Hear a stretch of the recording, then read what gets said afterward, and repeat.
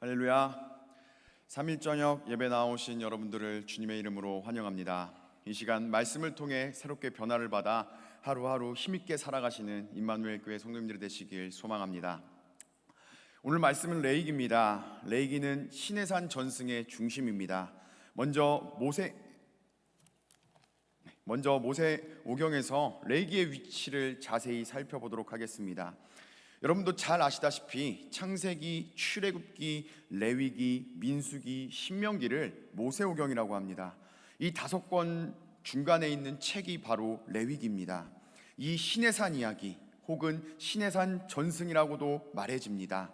그 이유는 이 이야기의 배경을 시내산으로 두기 때문입니다.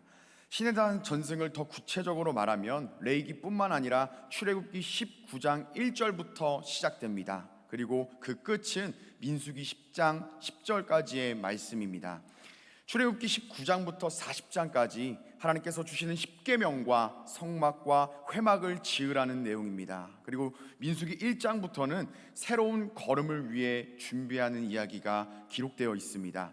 시내산 이야기에서, 시내산 전승에서 중요한 것은, 그중 레위기에서 중요한 것은 이스라엘 백성이 애굽을 탈출할 때 어리둥절 탈출했지만 이 시내산에서 하나님의 말씀을 듣고 난 후 이스라엘 백성은 언약궤를 중심으로 대열을 갖춰 걸어가게 됩니다. 성막을 중심으로 그들의 진영을 갖추게 됩니다. 즉 시내산 이후로 그들에게는 하나님의 질서가 새겨지기 시작합니다. 우리는 더욱더 모세오경 중 레위기의 위치를 알아보도록 하겠습니다. 출애굽기 18장까지는 이스라엘 백성이 이집트에서 출발하여 시내산에 이르기까지의 이야기를 적고 있습니다. 그 과정이 3개월 정도 걸렸다라고 말합니다. 출애굽기 19장 1절의 말씀입니다. 이스라엘 자손이 애굽 땅을 떠난 지 3개월이 되던 날 그들이 시내 광야에 이르느니라. 아멘. 그리고 출애굽기 26장부터 하나님께서 성막을 지어라 라고 명령하시는 부분이 시작됩니다. 이스라엘 백성은 그렇게 애굽에서 출애굽한 지 2년 1개월 만에 하나님의 성막을 완성합니다. 출애굽기 40장 17절의 말씀입니다. 둘째 해 첫째 달 곧 그 달 초하루에 성막을 세우니라. 아멘. 그리고 이스라엘 백성이 출애굽한 지 2년 2개월 되는 때에 시내산을 떠나 광야의 길로 들어가게 됩니다. 민수기 10장 11절에서 12절의 말씀입니다. 둘째 해 둘째 달 수문 아래 구름이 증거의 성막에서 떠오르매 이스라엘 자손이 시내 광야에서 출발하여 자기 길을 가더니 바란 광야에 구름이 머무느니라. 아멘. 이를 정리하면 출애굽을 하고 나서 3개월 만에 시내산에 도착했습니다. 시내산에서 대략 2년 1개월 동안 십계명의 말씀을 듣고 또한 하나님의 성막을 지었습니다. 그리고 출애굽한 지 2년 2개월이 되자 이스라엘 백성들은 가나안 땅으로 새롭게 출발하게 되었습니다. 그렇다면 모세가 레위기를 강론한 시간은 한 달이라는 시간이 나오게 됩니다. 이 한 달 동안 모든 내용을 적은 것이 바로 레위기입니다. 즉 한 달의 시간이 다 적혀 있다라는 것을 생각해 보면 레위기가 우리에게 얼마나 중요한 것인지 깨닫게 합니다. 모세오경 중 그중 중심은 단연 레위기입니다. 레위기는 무질서하게 걸어왔었던 이스라엘 백성이 하나님의 말씀을 한 달 동안 듣고 하나님의 질서를 그들의 마음에 새기게 되는 시간입니다. 무분별한 이스라엘 백성이 하나님의 거룩함을 입는 시간으로 기록되어 있습니다. 즉 이 한 달 동안 하나님의 백성은 하나님의 질서를, 하나님의 거룩함을 듣고 그들의 마음에 새기게 됩니다. 이스라엘 백성이 참된 이스라엘이 되기까지 이 한 달이 있어야 합니다. 즉 이 한 달이라는 훈련의 시간이 있어야 합니다. 우리에게도 물론 이러한 시간이 필요합니다. 하나님의 말씀을 깊게 묵상하는 한 달, 혹은 하나님 앞에 간절하게 기도하는 한 달이 필요합니다. 예체능 입시를 준비하는 친구들에게 방학을 시즌이라고 합니다. 예체능으로 대학을 가려는 친구들에게 이 방학 시즌은 상당히 중요합니다. 저도 체대 입시를 준비했었기 때문에 이 기간의 중요함을 매우 알고 있습니다. 이 방학 시즌에는 하루 종일 운동만 했습니다. 정말 도망가고 싶을 정도로 매일매일 뛰고 매일매일 운동만 했습니다. 가장 힘들었었던 건 이 운동을 하면서 내가 성장하고 있나? 이거를 모릅니다. 그냥 함께 열심히 운동하고 있는 친구들과 그냥 울면서 운동을 했습니다. 점점 기록이 좋아지는 것도 모르고 점점 내가 운동을 더욱더 잘하고 있구나 이런 느낌도 없었습니다. 그러다가 이 방학이 끝나고 나서 내가 운동을 조금 더 잘해줬구나 라는 느낌을 받을 때가 있었는데, 그때는 제가 친구들과 100m 달리기를 했었을 때입니다. 제가 100m 달리기를 그렇게 빠르게 달리지 못했었는데, 그 방학이 지나고 나서 방학 때에 열심히 운동을 하고 나서 그 모든 친구들을 이기게 되었습니다. 이러한 방학 시즌이 없었다면 저는 운동에 입시에 실패했을 것입니다. 이러한 집중적인 시간은 우리에게 매우 이롭습니다. 하물며 우리 신앙생활에도 이러한 집중적인 시간이 필요합니다. 이번 한 분기는 성경을 집중적으로 읽어야지. 작게는 이번 한 달은 꾸준히 하나님 앞에 나아가 시간을 정해서 기도해야지. 더 작게는 오늘 하루 오늘의 결단을 지켜야지. 이렇게 고백하는 것이 말입니다. 고백하는 것이 중요합니다. 오늘 우리가 만나는 레위기는 이스라엘 백성에게 참된 이스라엘이 되는 법을 가르치는 한 달의 이야기가 적혀져 있습니다. 그런데 신기하게 이 레위기에서 이스라엘이 참된 이스라엘이 되기 위해서 먼저 율법을 말하지 않습니다. 율법을 먼저 이야기하는 것이 아니라 우리에게 하나님과의 만남을 먼저 이야기하고 있습니다. 이를 오늘날로 말하면 예배로 표현할 수 있습니다. 하나님의 말씀이 우리 마음에 새겨지기 전에 우리는 먼저 하나님을 만나야 된다라고 가르쳐주고 있습니다. 율법이 우리 마음에 새겨지기 전에 우리는 하나님께서 기뻐 받으시는 예배를 배워야 한다라고 가르쳐주고 있습니다. 레위기 1장부터 7장까지는 제사가 그렇게, 예배가 그렇게 적혀져 있습니다. 오늘 본문은 그 레위기의 첫 번째 예배인 번제에 대한 이야기입니다. 오늘 본문을 통해 함께 은혜를 나누길 소망합니다. 첫째로 하나님께서는 우리와 만나시길 원하십니다. 본문의 1절의 말씀을 제가 봉독해 드리겠습니다. 여호와께서 회막에서 모세를 부르시고 그에게 말씀하여 이르시되 아멘. 레위기의 첫 문을 여는 예배는 단연 번제입니다. 여러분들도 다 아시다시피 레위기에는 5가지의 제사가 있습니다. 번제, 소제, 화목제, 속죄제, 속건제입니다. 이것은 제사가 아니라 하나님과의 만남, 하나님과의 예배입니다. 그런데 재밌는 것은 이 만남은 우리가 원하는 것이 아니라 바로 하나님께서 원하신다라고 말씀하고 계십니다. 1절의 말씀입니다. 여호와께서 회막에서 모세를 부르시고 그에게 말씀하여 이르시되 아멘. 1절은 하나님의 설레임이 가득 담아있는 구절입니다. 여호와께서 회막으로 내려오셔서 이스라엘 백성을 만나기 위하여 모세에게 말씀하십니다. 회막은 어떤 곳입니까? 바로 하나님과 이스라엘 백성의 만남이 이루어지는 공간입니다. 출애굽기 26장부터 40장까지에 적혀져 있는 성막 단락에서 하나님은 모세에게 번제의 규례를 가르쳐 주시면서 이스라엘 백성과 만날 장소를 말씀해 주십니다. 출애굽기 29장 41절에서 43절의 말씀을 제가 봉독해 드리겠습니다. 한 어린 양은 저녁 때에 드리되 아침에 한 것처럼 소제와 전제를 그것과 함께 드려 향기로운 냄새가 되게 하여 여호와께 화제로 삼을지니 이는 너희가 대대로 여호와 앞 회막문에서 늘 드릴 번제라. 내가 거기서 너희와 만나고 내게 말하리라. 내가 거기서 이스라엘 자손을 만나리니 내 영광으로 말미암아 회막이 거룩하게 될지라. 아멘. 하나님께서 말씀하십니다. 내가 이스라엘 백성을 회막문에서 만날 것이다. 이 말씀이 이루어지는 것이 바로 레위기 1장 1절입니다. 여호와께서 회막에서 모세를 부르시다. 이 구절에는 하나님께서 이스라엘 백성과의 만남을 얼마나 소망하고 계시는지 담겨져 있는 구절입니다. 이렇게 레위기는 하나님과 이스라엘 자손과의 만남으로, 예배로 문을 열고 있습니다. 오늘 말로 말하면 예배입니다. 그 첫 번째 예배가 바로 오늘 본문인 번제입니다. 번제는 히브리어로 올라라고 합니다. 그 뜻은 올라가는 것을 의미합니다. 이 제사는 아무것도 남기지 않고 모든 것을 다 태워드리는데, 성서의 제사 중 이 번제만 이런 방식을 취합니다. 모든 것을 다 태워 하나님께서 기뻐하시는, 하나님께서 흠양하시는 향기로 다 올려드려야 합니다.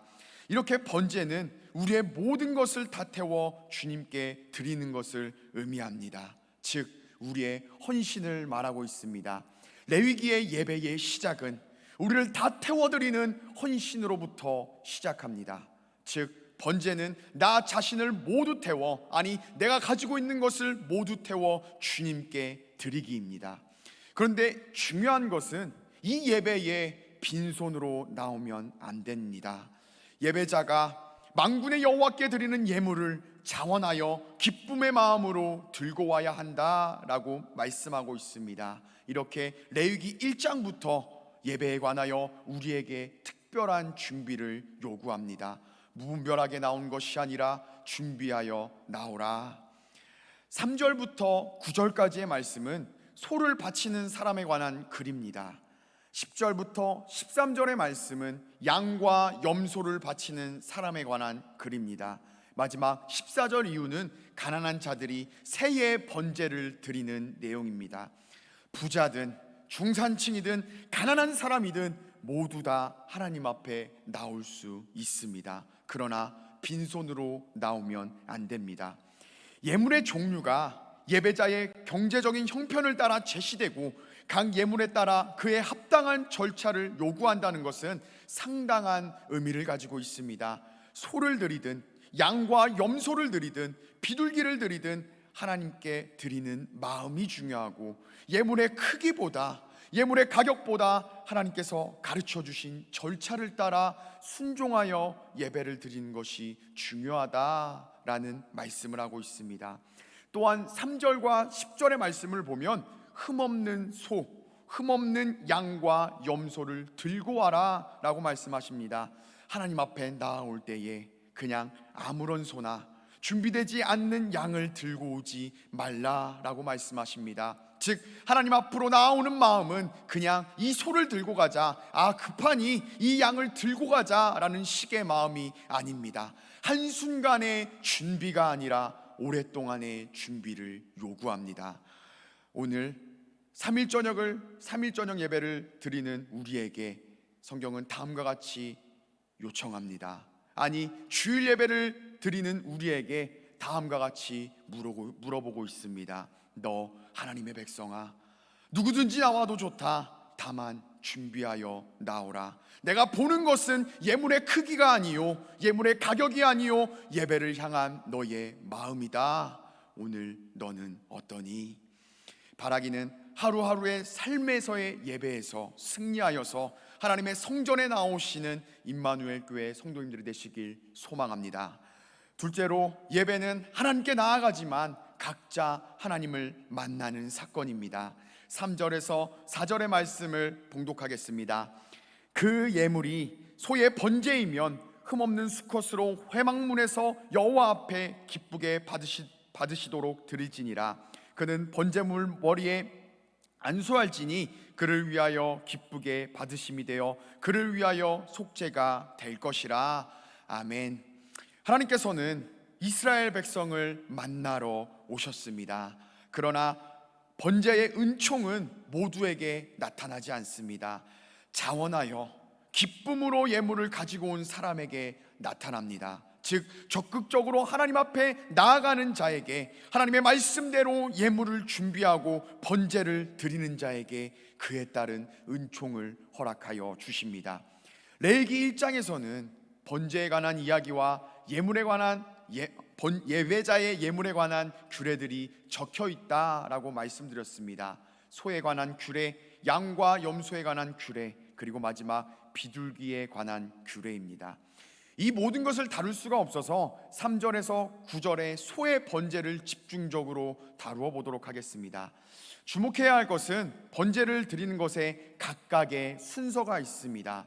구체적으로는 8가지, 크게 잡으면 6가지로 요약할 수 있습니다. 우선 예배자가, 하나님 앞에 나아오는 자가 자신의 예물에 안수해야 하고 그 소를 잡아야 합니다. 그 소는 그 예배자가 잡습니다. 그것을 제사장이 받아 회막문 앞 제단 사방에 피를 뿌립니다. 그 후 예배자는 가죽을 벗기고 각을 뜹니다. 제사장은 제단 위에 불을 붙이고 내장과 정강이를 씻습니다. 그리고 하나님 앞에 번제로 모든 것을 불살라 올려드립니다. 이것이 번제의 질서입니다. 이러한 번제를 하나님께서 기뻐 받으신다라고 고백합니다. 3절 하반절의 내용은 다음과 같이 증언합니다. 흠없는 수컷으로 회막문 앞에서 여호와 앞에 기쁘게 받으시도록 드릴지니라. 아멘. 하나님께서 올려드리는 제사에는, 아니 예배에는 질서가 있습니다. 번제물에는 그 예배자가 안수해야 하며 아무리 무섭고 끔찍해도 그 소를 잡아야 합니다. 제사장은 그 피를 받아 번제단에 뿌려 모든 것을 불살라 태워야 됩니다. 이 모든 순서를 자기 마음대로 바꾸어 드리면 안 됩니다. 하나님께서 기뻐하시는 번제를 위해 이 순서는 절대적입니다. 예배자는 하나님께서 기뻐하시는 예배를 위해 한 순서 한 순서에 순종해야 합니다. 오늘날로 이야기하면 우리 예배에는 임례가 있습니다. 찬양과 초청이 있습니다. 그리고 대표 기도가 있습니다. 광고와 말씀 선포가 있으며 결단과 축도가 순서를 이루고 있습니다. 이 모든 순서를 존중해야 하며 지켜야 합니다. 한 순서를 늦거나 한 순서를 생략하여 빠르게 집으로 가면 안 됩니다. 코로나 시대를 살아가는 우리에게, 비대면 예배를 드리는 우리에게, 온라인 예배를 드리는 우리에게 레위기 1장은 큰 도전을 줍니다. 생각해보면 이 번제는 제사장에게만 집중하고 있지 않습니다. 간단히 말하면 이 번제의 제사의 시작과 끝을 제사장이 모두 다 이끌어가지 않습니다. 하나님께서 기뻐 받으시도록 예배자와 제사장은 함께 호흡합니다. 레위기 1장에서 말하는 예배는 제사장이 주도권을 쥐고 제사를 이끌어가지 않습니다. 하나님은 이스라엘 백성을 만나기 위하여 회막으로 오셨지 제사장을 만나기 위하여 회막으로 내려오시지 않으셨습니다. 제사장이 어느 누군가를 대신하여, 어느 한 사람을 대신하여 하나님을 대신 만나는 것이 아니라 예배자가 하나님을 만나는 것입니다. 바라기는 예배를 수동적으로 지켜 바라보는 것이 아니라 적극적으로 참여하시고 적극적으로 준비하시는 임마누엘 교회 성도님들 되시길 소망합니다. 예수님께서 말씀하신 하나님께로 나아오는 자는 신령과 진정으로 나아오라 라는 말씀이 오늘 예배를 드리시는 임마누엘 교회 성도님들 마음 가운데 새겨지길 간절히 소망합니다. 마지막으로 이 번제의 은총을 누리는 사람은 생명을 누리게 됩니다. 2절의 말씀을 제가 봉독해 드리겠습니다. 이스라엘 자손에게 말하여 이르라. 너희 중에 누구든지 여호와께 예물을 드리려거든 가축 중에서 소나 양으로 예물을 드릴지니라. 아멘. 이제 레위기의 첫 번째 예배인 번제의 의미와 중요성을 함께 나누고 설교를 마무리하려고 합니다. 다시 번제의 의미를 상기해 보겠습니다. 번제는 우리의 모든 것을 하나님 앞에 온전히 태워드리는 것이라 말씀드렸습니다.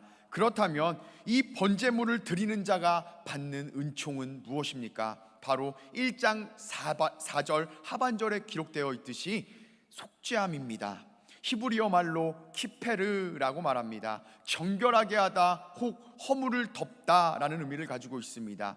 전자의 의미, 즉 정결하게 하다라는 의미는 속죄제와 속건제에서 많이 적용이 됩니다. 그리고 허물을 덮다라는 후자의 의미는 번제에게 적용이 됩니다. 즉 번제로 말미암아 우리의 허물을 덮어주시는 은혜를 누리게 되는 것입니다. 여러분들에게 한 가지 질문을 드립니다. 그렇다면 누가 이러한 번제를 드릴 수 있습니까? 우리 다 함께 2절의 말씀을 봉독하도록 하겠습니다. 시작. 이스라엘 자손에게 말하여 이르라. 너희 중 누구든지 여호와께 예물을 드리려거든 가축 중에서 소나 양으로 예물을 드릴지니라. 아멘. 누가 번제를 드릴 수 있습니까? 누구든지 여호와께 예물을 드리려고 하는 사람입니다. 이 누구든지는 홍해가 갈라진 것을 바라본 사람입니다.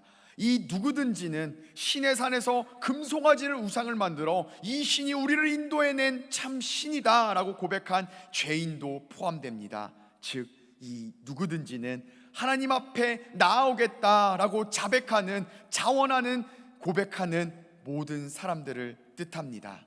더 나아가 우리 성경은 이 누구든지라고 기록되었지만 히브리어 성경으로 보면 아담이라고 기록되어 있습니다. 아담의 뜻이 무엇입니까? 바로 사람입니다. 즉 모든 사람이 하나님 앞에 나아가 번제의 은총을 누릴 수 있다라고 선언합니다. 재밌는 것은 소제에도 누구든지라는 단어가 나옵니다. 레위기 2장 1절부터 소제에 관한 규례가 나오는데 제가 1절의 말씀을 봉독해 드리도록 하겠습니다.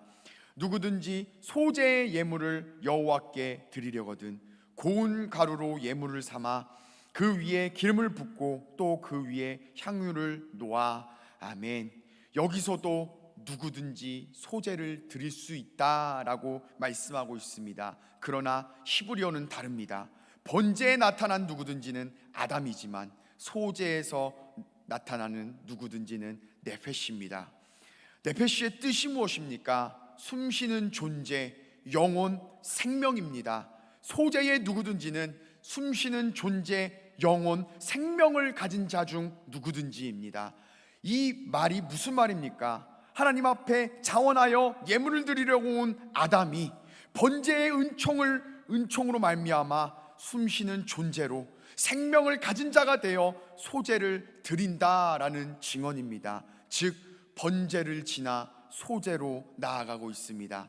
자신의 허물을 덮어진 은혜를 받은 자가 하나님께 드리는 음식 소제를 드릴 수 있습니다. 레위기 1장에 나타나는 첫 예배부터 우리에게 도전하고 있습니다. 하나님께서는 우리를 만나시기 원하십니다.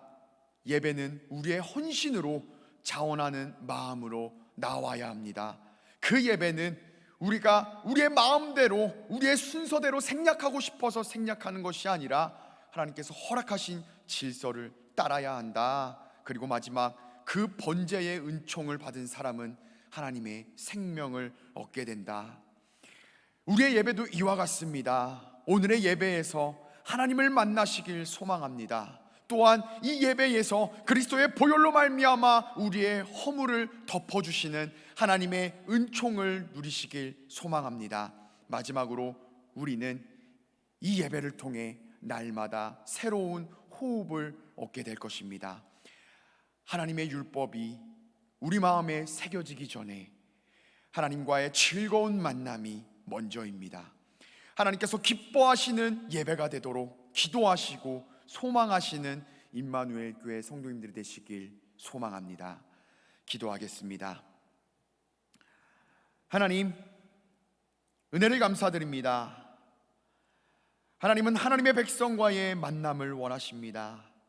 하나님께서는 출애굽을 경험한 이스라엘 백성이, 홍해가 갈라진 것을 바라본 이스라엘 백성이 무분별하게 나오는 것을 원치 않으십니다. 하나님과의 만남에는 무게가 있다는 것을 깨닫게 하여 주옵소서. 하나님께서는 그 예배로 말미암아 우리의 허물을 덮어주시길 원하십니다. 우리와 그 예배를 통하여 함께 호흡하기 원하십니다. 그 은혜를 깨달아 신령과 진정으로 예배를 드리게 하여 주옵소서. 오늘 예수 그리스도의 보혈로 말미암아 성소에 나아갈 담력을 얻었습니다. 이 예배로 말미암아 새로운 호흡을 갖게 하시고 새로운 삶으로 인도하여 주옵소서. 그리하여서 삶에서의 예배가 성전의 예배가 되기까지, 오늘 하루의 예배가 주일의 예배가 되기까지 우리에게 은총을 허락하여 주옵소서. 이번 주는 자녀들과 스킨십을 하겠습니다 라는 결단을 했습니다. 자녀를 사랑하신 예수님의 마음을 본받아 우리 자녀들과 사랑의 스킨십을 할 수 있는 은혜를 허락하여 주옵소서. 예수님의 이름으로 감사드리며 기도드립니다. 아멘.